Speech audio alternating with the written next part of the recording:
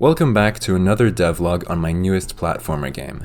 Last time I finally finished 3/4 of the levels, though I overworked myself to the point where I had to take a break for a few days.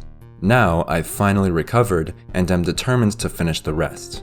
But not only that, I also want to make them the best levels in the game. The most obvious problem is that after finishing most of the game, I've now run out of new level elements to introduce, so I would need to find some other way to make all of the following levels stand out.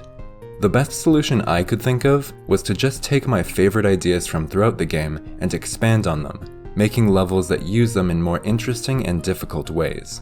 This actually has two main benefits. One, the levels are more consistent because I've chosen ideas that I already know work well. And two, because I get to make more use of a concept that I still think has a lot more potential. So now let's take a look at level 19 and I can show you what I mean. The theme here is fairly abstract, but I was mainly going for really tight jumps and lots of spikes. This sort of idea has appeared many times throughout the game, but here I had the opportunity to make the most difficult and most unique iteration. Some of the highlights are crossing a narrow corridor using jump boosts embedded in a laser, navigating some U-shapes while dodging sparks, and making a final simple jump that has to be timed just right. I really tried to use all of my creative energy, though I did have to make the level very short because I felt that if I made it too long, it would become frustrating. Surprisingly, it's actually the shortest level in the entire game, though it's definitely one of the best because it's really satisfying to clear all of the obstacles after trying so many times. Another fun fact about this level is that it's one of the few in the game that can be beaten without losing speed, so it's fairly simple to get a perfect time, but it'll definitely prove to enhance the difficulty. Moving on to level 20, I really wanted to return to some more experimental layouts, so there's actually no screen locks in this level, as corridors wind around in every direction, and there's even a little bit of backtracking at the end. I used this design to feature a wide variety of obstacles in completely novel ways. So there's sections where you have to move through a circle vertically, and where you have to outsmart an enemy that jumps when you do, but is also higher than you. And my personal favorite, where you have to jump down a pit surrounded by spikes before a laser strikes down the middle. Because of how differently this level is laid out, I had to make some special considerations when designing it. For example, before the spike laser section at the end, I had to make the final path curve down, so you could see where to go once you jump down the pit. I think this level turned out pretty well, and it was also very fun to work on because of how different it is. For level 21, I chose to return to a more traditional layout style, with long hallways that have more structure to them. The focus this time is on turrets. The level starts with nothing particularly groundbreaking, but has some fairly challenging sections involving crossing thin platforms while dodging projectiles. The next section is much more creative, and requires carefully moving downward, before using homing turrets to break the ground away. The final section, I think, is where this level really shines. It has a lot more turrets, and it requires precise positioning, quick decision making, and a lot of focus, making the level really fun to beat. I think I succeeded making a good level design, though I don't think it's as memorable as the other two, maybe because the implementation is more similar to what's previously appeared in the game. Regardless, I still consider it a good addition. Now I know I talk a lot about my favorite levels, but I think level 22 is my favorite in the whole game, because it's all about treadmills. There was a level that focused on treadmills earlier in the game, but it was fairly easy, so I wanted to make a version that wasn't. There's no breaks in this level, so you have to avoid all of the obstacles and to make all of the right movements in one go. I think what makes this level special is that there's something inherently fun about just going fast, especially when you're skilled enough to avoid every obstacle the game throws at you. First, you're jumping over and under a few spikes, and before you know it, you're speeding through all of these tight gaps, landing every jump boost along the way. So obviously I'm really happy with how this level turned out. I think it's designed well, is very memorable, and a lot of fun. Level 23 focuses on sparks. Once again, I chose them because I thought they weren't used to their full potential in their original level. One thing that's really unique about this level is that it mostly has no floors or walls, so it feels very open.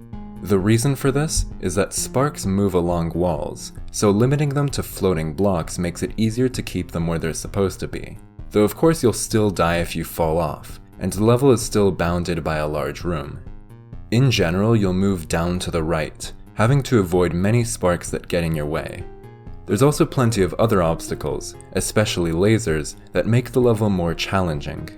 I tried to use the sparks in as interesting ways as I could, and while they're sort of limited in their use, I think I did fairly well overall. And so that brings us to level 24. This is the penultimate level, so I wanted it to be very different from the others. I chose to make it a longer level that, although still effortful, would be much easier than the previous ones.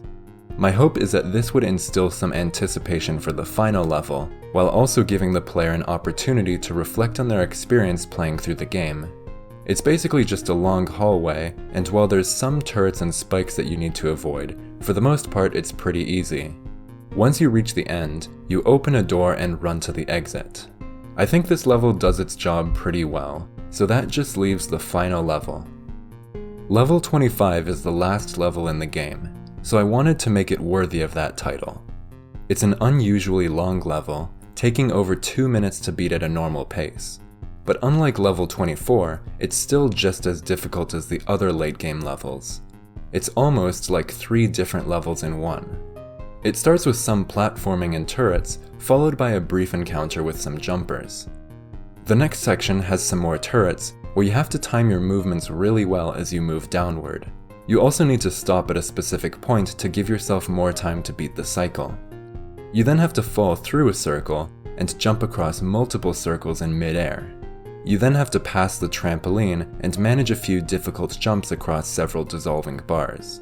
You then have to avoid lots of light bars before approaching the final hallway. If you've failed many times before reaching this point, you're probably feeling very tense, as one mistake and you have to start over from the very beginning.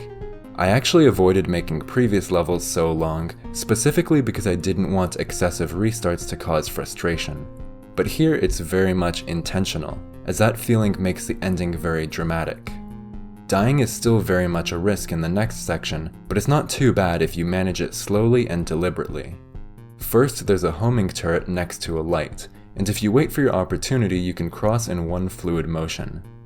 The next room has many homing turrets separated by small partitions, and as long as you wait for the turrets to attack, you're always safe. Then you reach the final challenge in the game: 3 tall spike jumps. Your normal jump is too short to reach over, and a full double jump would launch you into the ceiling spike.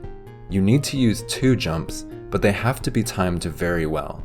You can practice it as much as you want, for as long as you want, but eventually you'll need to go for it. If you pass, you can now let out a huge sigh of relief and approach the end of the game. If not, well then you have to start over. It's not very nice, but it does make the ending feel much more rewarding. So there you go, that's all of the levels completed, which means there's only a few more final touches left before my game is complete.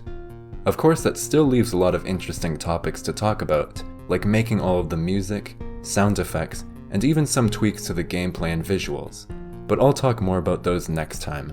Until then, thanks for watching. Bye.